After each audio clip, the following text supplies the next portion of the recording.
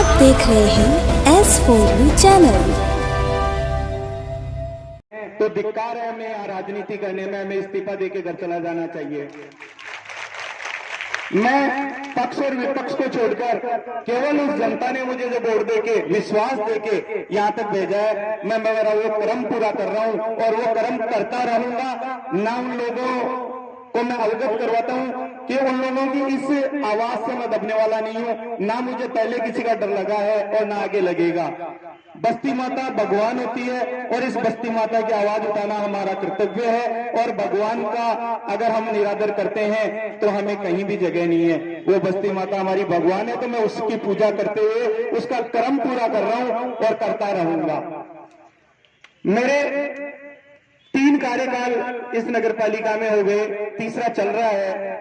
मेरे को कहीं भी ये चीज कहते हुए शर्म नहीं है कि ये जो 1.5 साल का 17 महीने का मेरा कार्यकाल गया है वो सबसे बेकार कार्यकाल गया है, क्योंकि हम लोग जनता की नजरों में खरे नहीं उतर पाए हैं बिल्कुल भी। हमें वो माला पहनने का, हमें वो साफा बनवाने का कहीं अधिकार नहीं है। वो अधिकार जब होता है जब हम जनता हमारे से 100% विश्वास करती है, तो कम से कम 50% तो उसका फर्ज हम अदा करें। और वो नहीं कर पा रहे, मैं खुद मुंह से कह रहा हूं, हम वो नहीं कर पा रहे हैं। 17 में हमने नहीं किया। एक राजा वो है जिसकी नजर में चुनाव के दूसरे दिन से प्रजा मेरी होती है।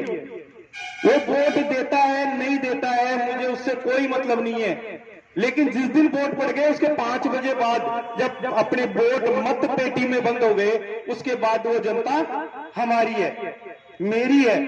मुझे वो नजरिया देख के इस सीट पे बैठना चाहिए, लेकिन वो इस टाइम पे हो नहीं रहा।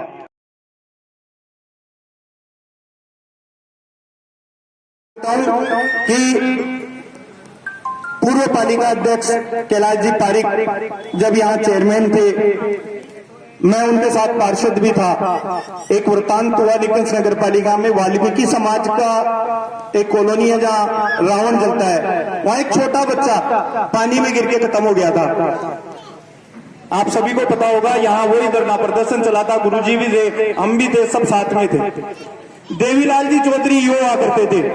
देवीलाल जी के चेयरमैन साहब के नहीं बनती थी उस टाइम पे, कुछ कारणवश कुछ हो जाता है, अधिकारियों और कर्मचारियों में हो जाता है ये चीज, और कुछ लोग करने वाले हो जाते हैं। मारवाड़ी में कहावत है कि सांगड़ो सोमण की सिलाने सरकार है, यहाँ भी वो सांगड़े वाला काम ही हो रहा है। कुछ लोग हैं वो सांगड़े का काम कर रहे हैं कि बस इनको सरकाते रहो और कुछ ना कुछ गलत करवाते रहो। लेकिन मेरी समझदारी है कि मैं उस सांगड़े से सरकता हूं या नहीं सरकता, वो मेरा कर्म है।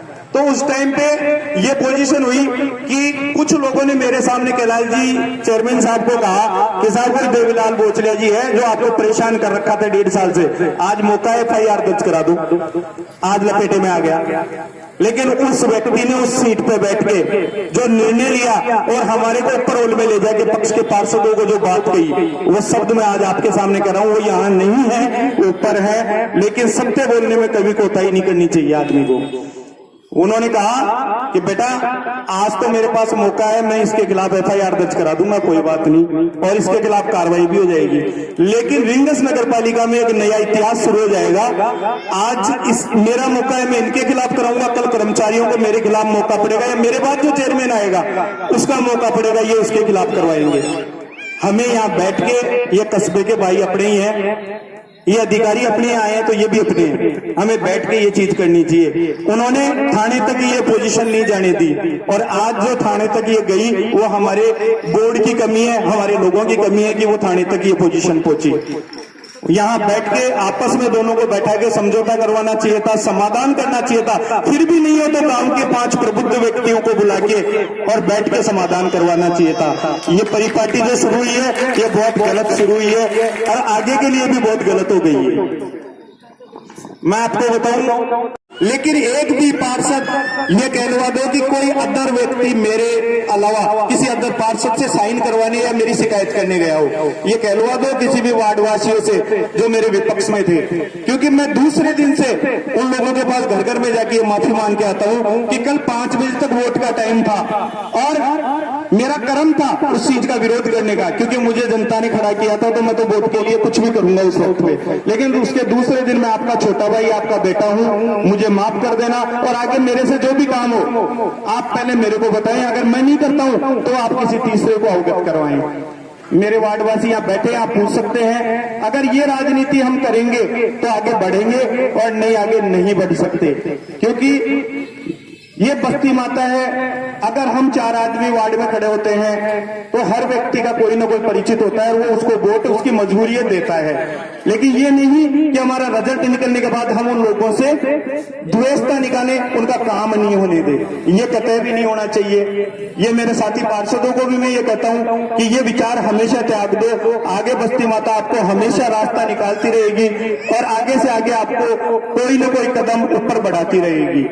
आप सब लोग बड़े बुजुर्ग युवा साथी, हमारी आवाज आप लोगों को अच्छी लगी कि हम बस्ती की आवाज उठा रहे हैं, आम जन की आवाज उठा रहे हैं, आप लोगों को अच्छी लगी, आप यहाँ पधारे, आप लोगों ने हमें आशीर्वाद दिया, मान सम्मान दिया, उसके लिए तो मैं मेरे नगर पालिका बोर्ड की ओर से आपको साधुवाद देता हूं। और हम ये आवाज यही नहीं दबने देंगे। हमारी आज अगर मांग पूरी है तो ठीक है, नहीं 7 दिन का हम टाइम दे रहे हैं, 7 दिन में या तो ये अपने आप को परिवर्तन कर लें, अन्यथा ये आंदोलन आगे भी बढ़ेगा। आप लोग हमारा यूं ही साथ देना। धन्यवाद। जय भारत, जय हिंद। एक चीज में इस लाइन से कोई काम नहीं है, वो गुरुजी के पास भी आएंगे, उधर भी जाएंगे, वहां भी जाएंगे, यहाँ भी चाय पियेंगे या नाश्ता भी करेंगे। वो कहते हैं कि अमित में दलाली भूख प्यारी हो गई अब तो इनको दलाली चाहिए। मैं इस मन से आज उनको खुला चैलेंज देता हूं, इस रिंगस में या आसपास के परिक्षेत्र में अगर कोई व्यक्ति एक भी आदमी ये साबित कर दे कि मैंने किसी का काम करवाया या चाय भी पी है उससे, पैसा तो बहुत दूर की बात है, अगर मैंने किसी से चाय भी पी है तो मैं जिंदगी भर नगर पालिका की शक्ल नहीं देखूंगा, रिंगस छोड़ के चला जाऊंगा मैं। लेकिन वो साबित करे इन आदमियों के सामने, इस बस्ती माता के सामने कि मैंने दलाली खाई है या अभी भी मेरे दलाली की लालसा है। नगर पालिका के मेरे चतुश्रेणी कर्मचारी, मेरे छोटे भाई साथी हैं, वो हर बोर्ड की मीटिंग में रहते हैं। मैंने 2010 से लेकर आज तक कभी चाय नहीं पी, नाश्ता भी नहीं किया है बोर्ड मीटिंग का, नगर पालिका की आज तक कभी चाय नहीं पी है। ये सब लोग भाई गवाह है, आप पूछ सकते हो। और वो लोग बाजार में जो कहते हैं ना, मैं ये समझता हूं कि कुत्ते के पीछे हाथी के पीछे कुत्ते ऐसे भोगते हैं, वो भोगते रहेंगे। मेरी सेहत पे कोई असर नहीं होगा। धन्यवाद।